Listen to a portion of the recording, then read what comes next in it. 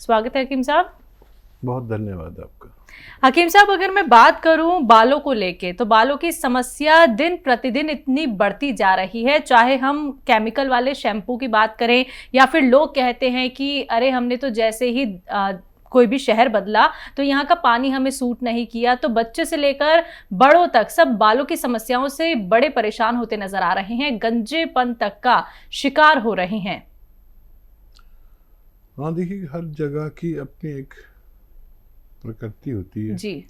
पानी भी चेंज होता है, हवा भी चेंज होती है, माहौल और खाना पीना सब चेंज होता है, तो उसका असर पड़ता है। लेकिन जो लोग भी जहाँ मुंतकिल होते हैं यानी ट्रांसफ़र होते हैं, वो उनको फिर आदत पड़ जाती है कि क्या चेंज लाना है कि हमारे बाल और हमारी सेहत अच्छी रहे। तो बालों की समस्या मेरी नज़र में सबसे ज़्यादा शैम्पू की वजह से होती है या डाई की वजह से होती है। और अगर इसके अलावा भी कोई प्रॉब्लम है तो बाल देखिए 40-50 साल तक तो ठीक रहते हैं, उसके बाद अगर जाते हैं तो बहुत ज़्यादा फिक्र नहीं करनी चाहिए। ये और बात है, मेरे 60 साल के बाद भी बाल मौजूद हैं, लेकिन ये सबके नहीं होते, और सबको जानकारी हो तो सबके भी बाल रह सकते हैं। मुझे जानकारी है और मैं अक्सर शेयर करता हूँ बालों के लिए नुस्खेजात, तो जिन लोगों को समस्या है वो इलाज भी कर सकते हैं। तो बिल्कुल दर्शकों, देखिए हर एक बीमारी का इलाज हो सकता है। अगर आप लोग हकीम साहब से बात करना चाहते हैं तो इन नंबर्स पे आप कॉल कर सकते हैं जो आपके सामने आपकी टीवी स्क्रीन पे दिखाए जा रहे हैं। इसी के साथ हमारे पहले कॉलर हैं, बात कर लेते हैं। कर्नल वर्मा इंदौर से, स्वागत है आपका। नमस्कार। नमस्कार। अस्सलाम वालेकुम हकीम साहब। जी वालेकुम सलाम कर्नल साहब, जय हिंद। जय हिंद।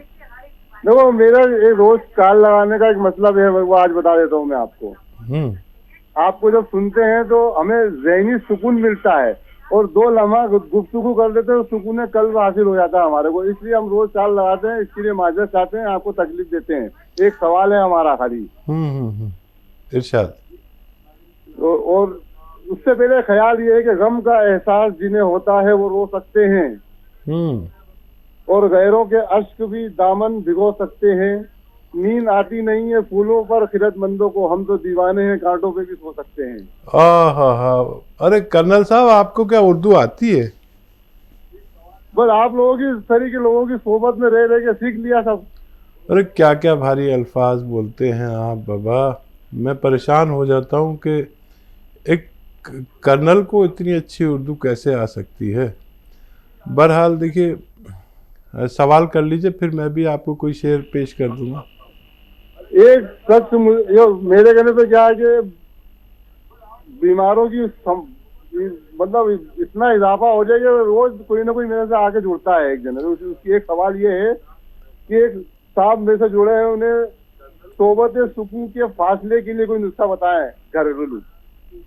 ठीक है। देखिए, आपने कितने अच्छे अल्फाज में बयान किया अपना मर्ज, और मुझे अच्छा लगता है कि पढ़े लिखे लोगों से बात करते हुए कि सिर्फ आप समझे और मैं समझा।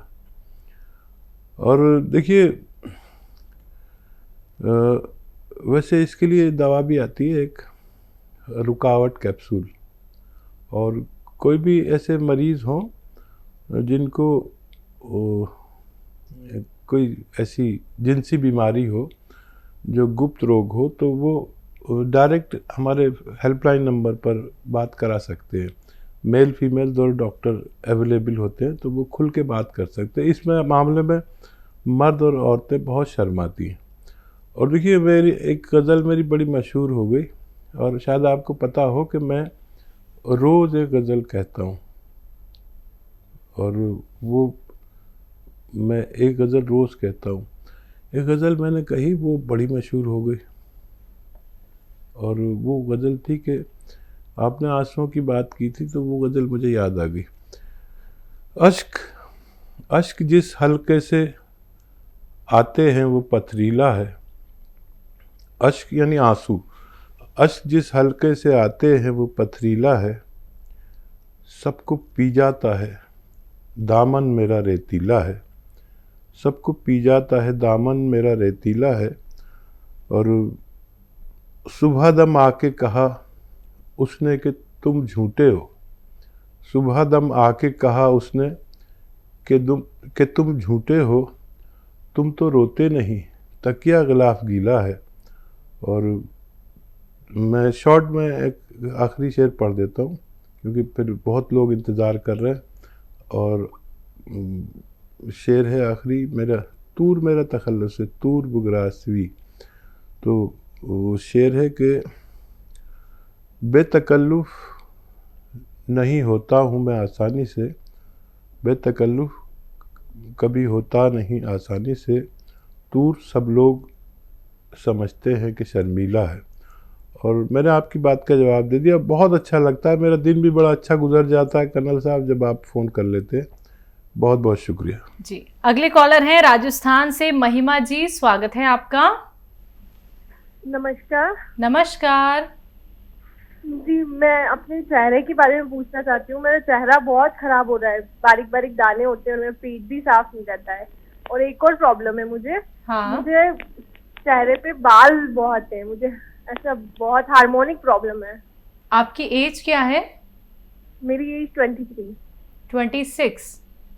23 जी। देखिए, हार्मोन्स को कंट्रोल तो कर रही होंगी आप, वो कंट्रोल करना बहुत ज़रूरी है, नहीं तो फिर बाल आकर चेहरा ख़राब कर देते हैं।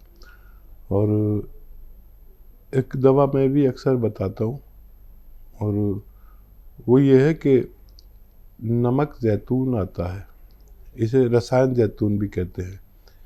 ये देखने में बिल्कुल नमक जैसा होता है, खाने में नमकीन नहीं होता, हल्का सा कड़वापन होता है। नमक जैतून ले लें और 2 चुटकी, ये चुटकी है ना, ये 2 चुटकी पानी में मिला के रोज़ 1 बार या 2 बार पी लिया करें। आपके चेहरे की शादाबी के लिए, रौनक के लिए और पेट के लिए और बहुत सारी बीमारियां इससे अच्छी होती है। लीवर ठीक होता है, हार्मोन्स कंट्रोल होते हैं। ये आप इस्तेमाल करें, मुझे उम्मीद है आपको फ़ायदा मुमकिन है। जी। हमारे साथ अगले कॉलर हैं फूल कुमारी जी, स्वागत है आपका। हाँ मैडम, हमारे 2 लड़के हैं, उन्हीं के बारे में सवाल करना। एक 10 साल का है, उसके कान गर्दन के ऊपर 3 इंच ऊपर दाहिने साइड और कान से 2 इंच बाल में लीची जैसे ऐसे सूजन है। सूजन है? हाँ, बट जैसे फूला, जैसे आलू के जैसे, लीची जितनी बड़ी होती है। हाँ। वो जब बच पैदा हुआ था तो थोड़ा सरसक मटर के जैसे था, अभी थोड़ा बड़ा हो गया है तो इतना बड़ा होता चला जा रहा है। वो भी, उसका कोई उपाय है? ठीक है, आपका दूसरा सवाल क्या है? दूसरा एक लड़का है, वो 12 साल का है, उसका एक आँख से ऐसे बार बार आँख गिराता है, कभी कभी तो मुंह भर ऐसे मुंह सिकोड़ के भी ऐसे आँख बना लेता है। दिन भर उसको कंट्रोल करो, रोको, तो क्या करूं, ऐसा हो जाता है। डॉक्टर को दिखाया तो वो बोलता है कि कुछ दिन में ठीक हो जाएगा। कोई बात नहीं। ठीक है। हाँ, देखिए, जिनके गर्दन से ऊपर कान के पीछे गांठ है उसको तो आप निकलवा दें, जब बहुत ज़्यादा परेशान करे तो उसे निकलवा देना। दवाओं से उसका ठीक होना मुमकिन नहीं है और कोई भी आपको दवाएं देने लगेगा लेकिन आप परेशान हो जाएंगी। अगर तकलीफ़ देता है तो निकलवा दें, बहुत बुरा लगती है तो निकलवा दें। और ये जो बच्चा है आपका दूसरा, इसको आप लिसोड़ा आता है, लिसोड़ा, उन्नाब, अलसी 100 ग्राम ले और 30 ग्राम पीपले आपके किचन में जो कहलाती हैं पीपले, 30 ग्राम इसमें मिलाकर पाउडर बनाएं और 1 चम्मच सुबह खाली पेट गर्म पानी से दिया करें। आपके बच्चे को फ़ायदा मुमकिन है। जी। यूपी से हैं रईस रहमान हमारे साथ, स्वागत है आपका। जी, अस्सलाम वालेकुम। वालेकुम सलाम। आपका सवाल क्या है? मैडम ऐसा है, वो मेरी घरवाली की 18 mm की पथरी है जी। और उसका ऑपरेशन होना है, और मैं ऑपरेशन अभी कोरोना काल की वजह से चाह नहीं रहा हूँ। पथरी कहाँ पे है? वो पित्ते में। ठीक है। तो उसकी कोई अभी 2-3 महीने के लिए रुकावट का हिसाब है कोई, क्योंकि ज्यादा परेशान ना करे या ज्यादा बढ़े नहीं। ठीक है जी। हाँ देखिए, ऑपरेशन होना लाजिम है, बहुत बड़ी पथरी है, और ये जब भी ये तहरीक में होती है, एक्टिव होती है, तो तकलीफ़ देती है, और अगर ये खामोश पड़ी रहे तो तकलीफ़ नहीं देती। आप इन्हें देखिए, दर्द की गोली साथ रखें हमेशा, कोई अच्छे किस्म की दर्द की गोली, और एसिडिटी का ख्याल रखें, एसिडिटी ना हो, क्योंकि कुछ भी खाते हैं तो एसिडिटी होती है। और सौंफ का पानी आप दिन में 2-3 बार या सौंफ पिला सकते हैं, खिला सकते हैं खाने के बाद, खाने से पहले भी खिला सकते हैं, बाद में भी। तो ये उस वक्त तक शांत रह सकती है जब तक कोरोना काल ख़त्म ना हो जाए। बिल्कुल हकीम साहब, पथरी जितनी जल्दी बढ़ती रहती है उतनी ही वो ज़्यादा तकलीफ देती है? नहीं, पथरी कभी तकलीफ नहीं देती अगर वो एक्टिव ना हो। ठीक है। और जब वो अपनी जगह से हिलती है तो जान निकाल देती है, वरना लोगों को पता ही नहीं होता उनकी पथरी है। जब वो एक्टिव होती है तो आदमी तड़पने लगता है, चाहे पित्ते में हो चाहे हमारे किडनीज में हो। तो इसकी को खामोश करने के लिए सौंफ का इस्तेमाल किया जा सकता है, लेकिन इनका ऑपरेशन कराना है लाजमी। जब आप बेहतर समझें ज़रूर कराएं। चलिए बात कर लेते हैं अगले कॉलर से। स्वागत है आपका। अनिल जी, स्वागत है आपका। हाँ जी जी मैडम, नमस्कार। नमस्कार, कहाँ से बात कर रहे हैं? जी हम मध्य प्रदेश जबलपुर से बात कर रहे हैं। आपका सवाल क्या है? जी हमें हकीम साहब से बात करनी थी। बात कीजिए। हमें छोटी छोटी 3-4 परेशानियां हैं। जी जी बता दीजिए। पहले शरीर में दर्द रहता है हमारे, दूसरे हल्की शुगर भी बढ़ी रहती है, तीसरे हल्का बीपी भी रहता है, और सबसे बड़ी समस्या अनिद्रा की है, एंजाइटी डिसऑर्डर। तो उस संबंध में हकीम साहब से बात करनी थी हमें। जी जी, मैंने आपकी समस्या सुनी। और कोई समस्या है? जी मुख्य समस्या यही है हकीम साहब। हाँ, एक तो इनको शरीर में दर्द रहता है, आपको शुगर है, और शुगर नहीं, हाई बीपी है। हाई बीपी भी है, शुगर भी है। आपको शुगर भी है ना? जी एंजाइटी डिसऑर्डर है, तो नींद नहीं आती है। नींद भी नहीं आती है। 4 सवाल है हकीम साहब। मतलब 2-3 घंटे सो पाते हैं, 3-4 घंटे। आपकी उम्र क्या है? 62 वर्ष। जी। फिर से दोहराइए। शरीर दर्द, शुगर। अच्छा देखिए, दो दवाएं हैं, इसमें सारे फायदे आपके मुमकिन हैं। देखिए, शुगर, बीपी, नींद का ना आना,